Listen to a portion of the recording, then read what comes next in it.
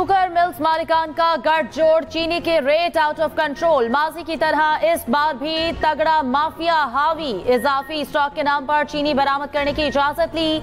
मकामी मार्केट में चीनी की कीमतें बढ़ाकर अरबों की दिहाड़ियां भी लगा ली। शुगर मिल्स मालिकान चीनी बरामद के नाम पर सब्सिडी भी लेते रहे। पैदावारी लागत में हेर फेर करके भी अरबों बटोरे। माजी में बरामद की गई 7 लाख मैट्रिक टन चीनी का रिकॉर्ड गायब होने का भी इंकशाफ। दस्तावेजात के मुताबिक 2021 तक चीनी बरामद पर शुगर मिल्स 4 अरब 12 करोड़ की सब्सिडी बटोर चुकी। 2015 से 2020 तक अफगानिस्तान को 23 लाख 55 हजार मैट्रिक टन चीनी बरामद की गई। अफगान हुकूमत के डाटा के मुताबिक सिर्फ 15 लाख मैट्रिक टन चीनी बरामद की गई। 7 लाख 78 हजार मैट्रिक टन चीनी का रिकॉर्ड ही दस्तयाब नहीं। 2018 से 2020 तक अदाद-ओ-शुमार में हेर फेर से 53 अरब का इजाफी मुनाफा कमाया गया। रवां साल जनवरी से अब तक चीनी की कीमत में 60 रुपए किलो इजाफा हो चुका। साबिक निगरान वफाकी वजीर फवाद हसन फवाद ने चीनी दरामद करने के फैसले पर सवालात उठा दिए। कीमतें कंट्रोल करने के नाम पर 30 करोड़ डॉलर की चीनी दरामद करने के फैसले पर फौरी नजरसानी का मुतालबा। कहा, कीमतें कंट्रोल करना हुकूमत का काम है, इसमें नाकामी चीनी दरामद करने का जवाज नहीं हो सकती। हुकूमत असल मसले पर तवज्जो क्यों नहीं देती? कीमत में इजाफे में शुगर इंडस्ट्री, व्यापारियों और मिडल मैन का किरदार है। दूसरी जानिब आदमी नहीं है, आपने एक बार चीनी का नाम नहीं लिया। आप चीनी का सवाल कर रहे हैं, आप कमोडिटीज कह रहे हैं। आप सपोर्ट रखिए, इंशाल्लाह इसी तरह मुल्क को आगे लेके चलें जी। एनीथिंग एल्स जी? आपका कोई लास्ट सवाल जी? वफाकी वजीर खजाना मोहम्मद औरंगजेब का चीनी की बढ़ती कीमतों पर जवाब देने से गुरेज। कहा, गंदम और चीनी को भी डीरेगुलेट कर देना चाहिए। मुल्क में चीनी की डबल सेंचुरी। कोयटा, कराची, हैदराबाद, लाहौर, पेशावर, जहां जाएं चीनी महंगी। सिंध और पंजाब की शुगर मिल्स ने चीनी की तरसील रोक दी। कराची में जखीरा की गई चीनी की होलसेल कीमत 182, रिटेल प्राइस 200 रुपए हो गई।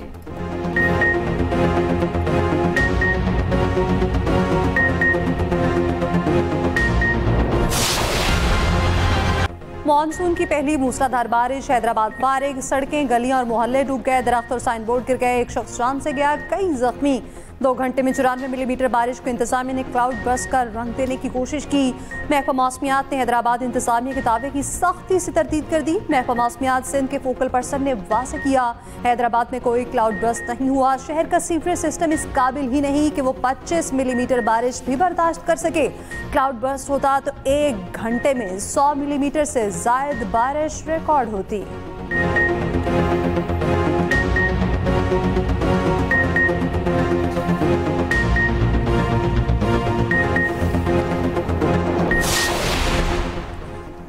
मूसलाधार बारिश और तूफानी हवाएं, एक दिन में 29 जिंदगियां चली गईं। तौसा में सैलाबी रैली से तबाही, 40 देहात मुतासर। हिफाजती बंद टूटने से हजारों एकड़ पर फसलें तबाह।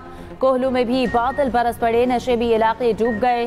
तरबेला और मंगला डैमों में भी पानी की सतह बुलंद। हवेली लखा में आसमानी बिजली गिरने से खातून समेत 2 अफराद जाँ बहक। 1 जख्मी। आरिफवाला में दीवार गिरने से नौजवान जाँ बहक, भाई जख्मी। पिंडी गैप में तालाब में डूबकर माँ, बेटा और बेटी जाँ बहक। लकी मरवत में तालाब में नहाते हुए 4 बच्चे डूबकर जाँ बहक।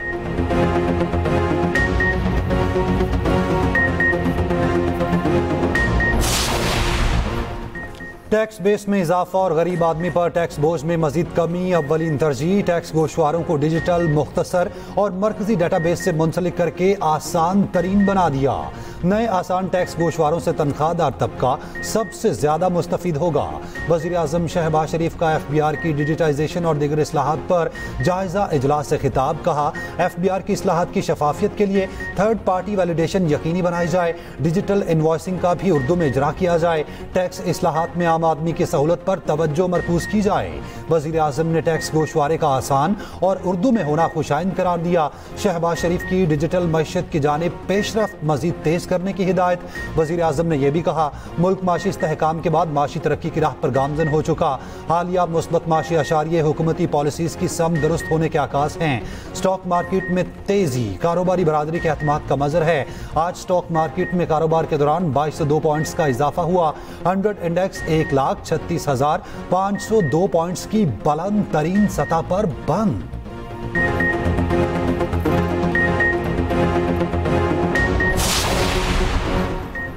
जितनी मालियाती गुंजाइश थी उतना रिलीफ दे चुके वज़ीर ख़जाना मोहम्मद औरंगज़ेब का दो टोक मौक़िफ़। कहा तनख्वाह इदारों की सहूलतों के लिए टैक्स कोशवारों को आसान बना दिया है। हुकूमती इक़दामात से मुस्बत बेहतरी आ रही है। हुकूमत के दानिशमंदाना इक़दामात से मईशत मुस्तहकम हो रही। बैंक सरमायाकारों से मिलकर बीमार सनती यूनिट बहाल करें। निजी शोबे के कर्ज में इजाफा होना चाहिए। FBI के इख्तियारात का इनकम टैक्स से ताल्लुक नहीं। वफाकी वज़ीर ख़जाना ने ताजरों को मुज़ाकरात की दावतें दी। कहा ताजिर इस्लामाबाद आए, मिलकर बात करेंगे।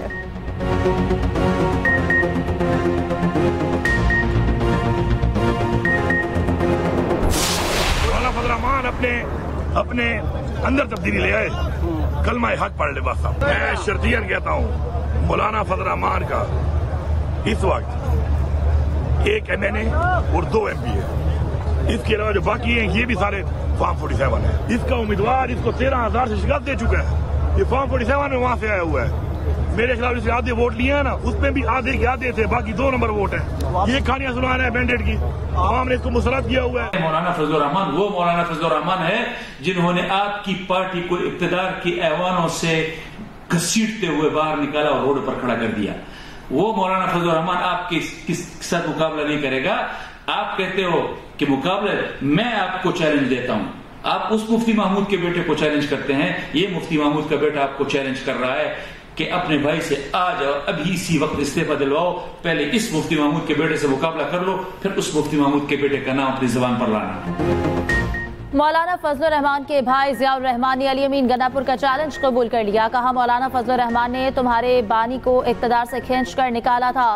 पहले मुफ्ती महमूद के इस बेटे से मुकाबला करके दिखाओ, अपने भाई को इस्तीफा दिलवाकर मुझसे मुकाबला कराओ।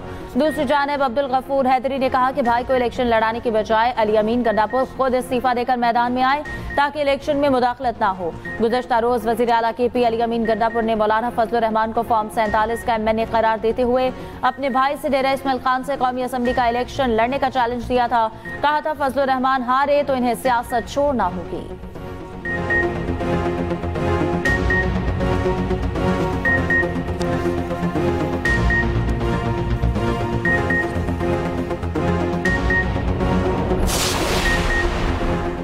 वज़ीर आला KP अली अमीन गन्नापुर का कहना है KP हुकूमत गिरी तो सियासत छोड़ दूंगा।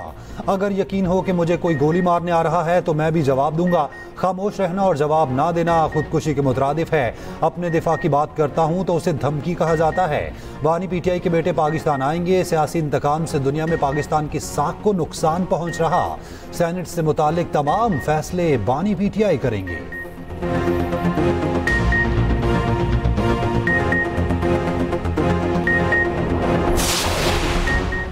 PTI के साथ ताल्लुकात में आना रवि इख्तलाफात को इख्तलाफ तक रखना चाहते हैं। KP की पोजीशन पार्टियां अरकान की रुकनीत मुअत्तल करने के लिए अदालतों में है। सरबराह जेखवाया मौलाना फजल रहमान कहते हैं इस वक्त भी मुस्लिम लीग नून हमारे खिलाफ अदालत गई। क्या नून लीग को इदराक नहीं कि इससे फायदा किसको हो रहा है? सूबे को तब्दीली की जरूरत है। PTI के अंदर से तब्दीली होनी चाहिए।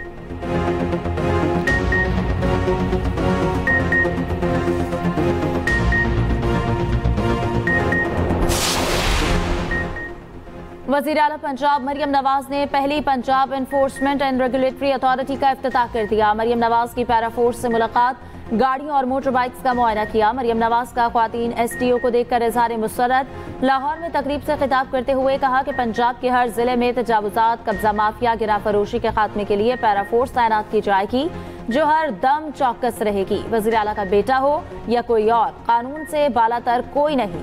मेरे बेटे जुनैद ने चालान करने वाले एहलकार को शाबाश दी। वाक़े का पता चलने पर चालान करने वाले एहलकार को फोन करके शाबाश दी। दूसरी जानिब मरियम नवाज ने अपनी छत अपना घर मंसूबे के हवाले से जायजा इजलास में कहा कोशिश है पंजाब का कोई शहरी बगैर छत के ना रहे।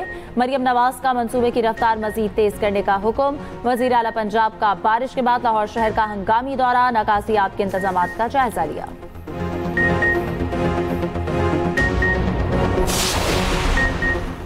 पंजाब असम्बली में गालम गलोच और गैर पार्लिमानी अल्फाज इस्तेमाल ना किए जाएं, वजीर आला या वज़रा की तकरीर के दौरान हुल्लड़बाजी ना की जाए, ऑपोजिशन गारंटी दे, इन बातों पर अमल होगा। हुकूमत ने ऑपोजिशन के सामने 3 मुतालबात रख दिए। पंजाब असम्बली में मुअत्तल अरकान के खिलाफ रेफरेंस पर हुकूमत और ऑपोजिशन के मुज़ाकरात की अंदरूनी कहानी सामने आ गई। ज़राए के मुताबिक ऑपोजिशन ने भी हुकूमती अरकान के सामने 4 मुतालबात रखे हैं। रेफरेंस वापस लेने और 26 मुअत्तल अरकान की बहाली का मुतालबा। ऑपोजिशन अरकान ने कहा एहतजाज और शोर शराबा ऑपोजिशन का इस्तेहकाक है। ऑपोजिशन अरकान पर जुर्माने खत्म किए जाएं। ऑपोजिशन ने 4 अरकान को दोबारा कायमा कमेटियों की चेयरमैनशिप देने का मुतालबा किया।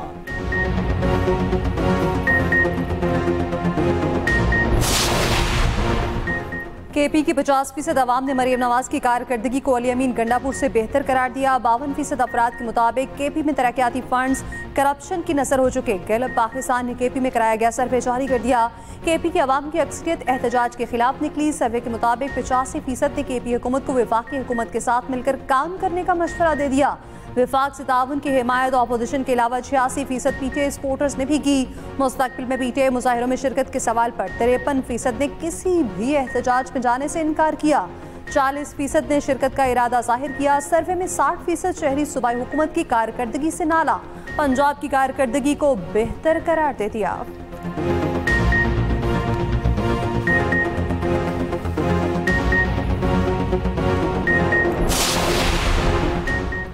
गैलप सर्वे फॉर्म 47 की हुकूमतों के इमा पर तैयार शुदा है। वोट चोर सर्वे जैसे हथकंडों से आवाम को गुमराह नहीं कर सकते। मुशीर इत्तलात खैबर पख्तूनख्वा बैरिस्टर डॉक्टर सैफ का कहना है कि गैलप चंद टकों के एवज अपनी साख दांव पर लगा रहा है। वज़ीर इत्तलात पंजाब अस्मा बुखारी का रद्द-ए-अमल, कहा कि गैलप सर्वे खैबर पख्तूनख्वा में 12 साल जारी तब्दीली के मुंह पर तमाचा है। सूबे के 73% अवाम ने गंडापुर सरकार को चार्जशीट किया। अली अमीन लूट मार एसोसिएशन के मरकजी चेयरमैन बनकर सामने आए।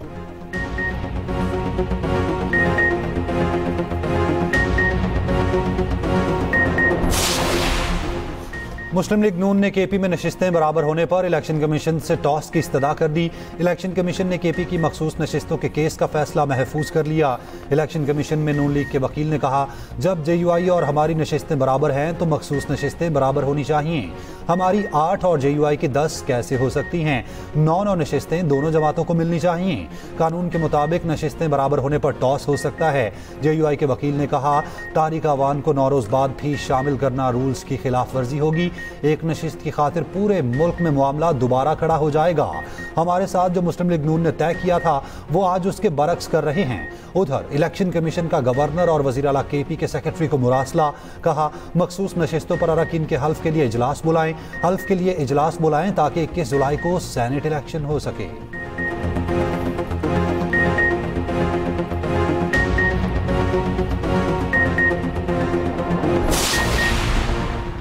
पीटीआई ने पहले खुद ही 5 अगस्त के एहतजाज का कहा था, अब खुद ही 90 दिन का प्रोग्राम दे दिया। वो पुरअमन रहेंगे तो ठीक, वरना कानून अपना रास्ता लेगा।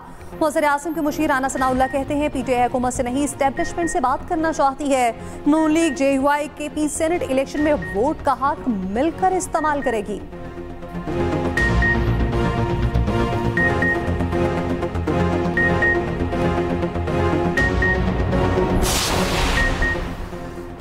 फ्रंटियर कांस्टेबलरी मुल्क की फेडरल फोर्स में तब्दील, सदर मुमलिकत ने ऑर्डिनेंस जारी कर दिया। वजीर मुमलिकत बराए दाखिला तलाल चौधरी कहते हैं, हुकूमत पाकिस्तान ने एफसी की तश्कील नौ का फैसला किया है। फ्रंटियर कांस्टेबलरी अब फेडरल कांस्टेबलरी कहलाएगी।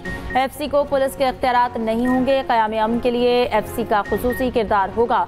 एफसी दीगर लॉ फोर्सेस की तरह काम करेगी।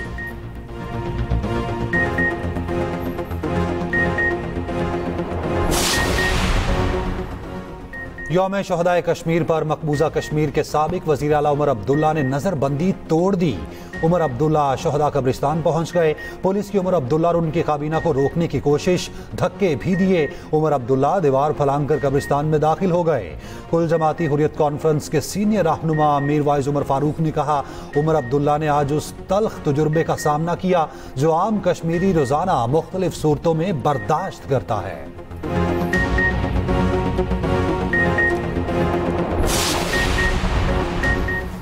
ज़ायरीन की सहूलत के लिए पाकिस्तान, ईरान, इराक का मुश्तरका वर्किंग ग्रुप बनाने का फैसला। तेहरान में इस मुल्की वज़राए दाखिला की कॉन्फ्रेंस। ईरान और इराक जाने वाले ज़ायरीन को हर मुमकिन सहूलत फराहम करने पर इत्तेफाक। वज़ीर दाखिला मोहसिन नकवी ने कहा है कि आइंदा साल जनवरी से पाकिस्तानी ज़ायरीन इनफरादी तौर पर इराक नहीं जा सकेंगे। ज़ायरीन ग्रुप ऑर्गेनाइजेशन की रजिस्ट्रेशन शुरू कर दी गई है। ग्रुप ऑर्गेनाइजर सिस्टम से गैर कानूनी तौर पर ईरान, इराक जाने वालों को रोकने में मदद मिलेगी। ऑर्गेनाइजर ज़ायरीन की वतन वापसी के जिम्मेदार होंगे। ईरान और इराक भी नए निज़ाम के साथ है। मोहसिन नकवी ने इसराइल के खिलाफ जंग में शानदार फतह पर ईरानी क़यादत और आवाम को मुबारकबाद दी।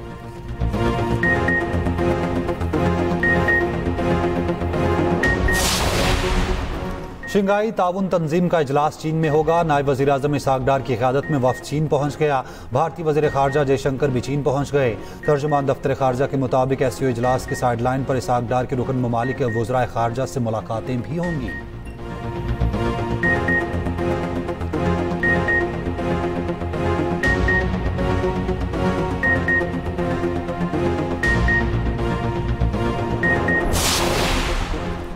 मुतनाज़ PK पर इंटरनेशनल फेडरेशन ऑफ जर्नलिस्ट का इज़हार तशवीश। चीफ जस्टिस पाकिस्तान को खत लिख दिया। खत में कहा पाकिस्तान में सहाफ़ियों को पेशावराना फ़राइज़ की अंजामदही में पीका कानून के तहत मुकदमात का सामना है। पीका के तहत आज़ादी इज़हार और बुनियादी हुकूक महदूद हो रहे। सहाफ़ियों पर हमले, हरासानी, सोशल मीडिया पर नफरत अंगेज़ी और तशद्दुद के कई केसेस रिपोर्ट हुए। सुप्रीम कोर्ट को बराह रास्त अपीलों की इजाज़त देना हाई कोर्ट को बाईपास करने के मुतरादिफ है। चीफ जस्टिस पाकिस्तान से अपील है पीका कानून का असर नौ जायज़ा ले।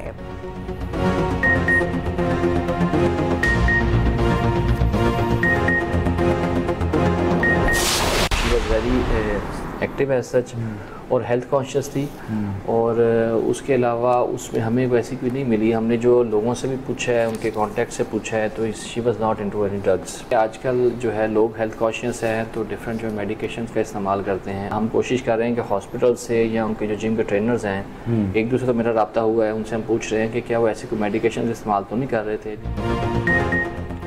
अदाकारा हुमैरा असगर की मौत ताहाल तिब्बी मौत लगती है। कत्ल, खुदकुशी और हादसे के पहलुओं का जायजा लिया जा रहा है। DIG साउथ कराची असद रजा की एक्सप्रेस न्यूज से गुफ्तगू। कहा हुमैरा असगर की लाश 9 माह पुरानी है। मेडिकल रिपोर्ट में ही वजह मौत वाज़ेह होगी।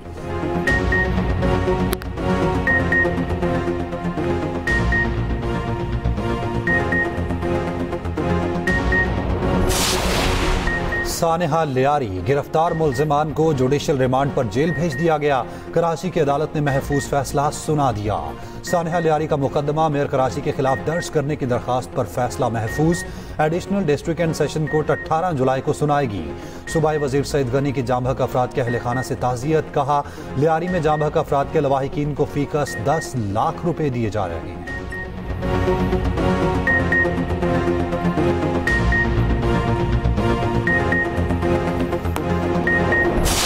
जंग को हालिया दहाइयों की सबसे शदीद फ़ज़ाई लड़ाई करार दे दिया। कहते हैं कि दुनिया में आज़ाद रहने के लिए आपका ताकतवर होना ज़रूरी है। इसके लिए कौम को मजबूत होना पड़ेगा। सदर मैक्रोन का फ्रांस के दिफाई अखराजात 2 गुना करने का ऐलान। कहा 2027 तक फौजी बजट 32 अरब यूरो से बढ़ाकर 64 अरब यूरो कर दिया जाएगा।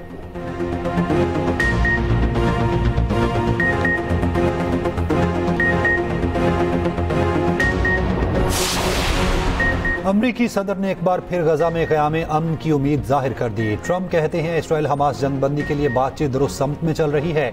एक हफ्ते में गजा में जंग बंदी हो सकती है। एक हफ्ता गजा के हवाले से बहुत अहम है। सदर ट्रंप का यूक्रेन को पैट्रियट मिसाइल फराहम करने का ऐलान। ईरानी सहाफ़ी अब्दुल्ला ने दावा किया जंग के दौरान इसराइली वज़ीर आज़म ने जादू टोने और जिनात का सहारा लिया। पासदारान इनकलाब से वाबस्ता अखबार के साबिक एडिटर का कहना है जंग के दौरान तेहरान की सड़कों पर यहूदी अलामतों वाले तावीज़ मिले थे। गजा में इसराइल की बमबारी जारी, मजीद कई फलस्तीनी शहीद।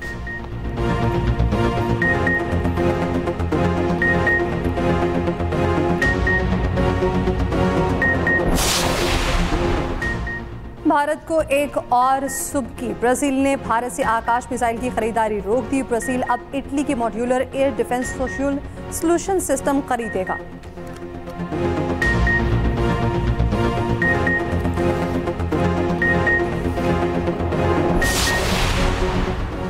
स्नूकर में भी पाकिस्तान के हाथों भारत को शिकस्त। पाकिस्तान के Shahid Aftab IBSF world master championship के क्वार्टर फाइनल में पहुंच गए। भारत के मनन चंद्रा चैंपियनशिप से बाहर।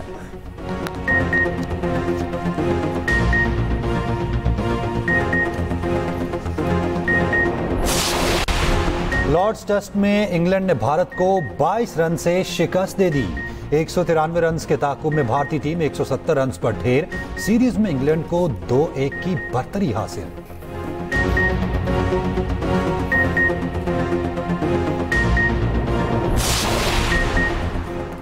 चेल्सी ने FIFA club world cup final जीत लिया। फाइनल में पीएसजी को 3-0 से शिकस्त। फाइनल मैच के दौरान खिलाड़ियों में तल कलामी और हाथापाई भी हुई।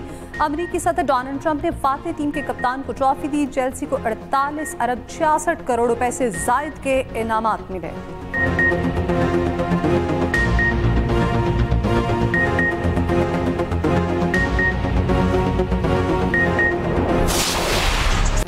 इंडोनेशिया में कश्ती रेस के दौरान बच्चे के डांस के धूम। रेहान नामी बच्चा अपनी टीम का हौसला बढ़ा रहा था। तवाज़ुन बिगड़ने पर खुद को संभालने की कोशिश में डांस शुरू कर दिया। दिलचस्प मनाज़िर कैमरे में महफूज हो गए।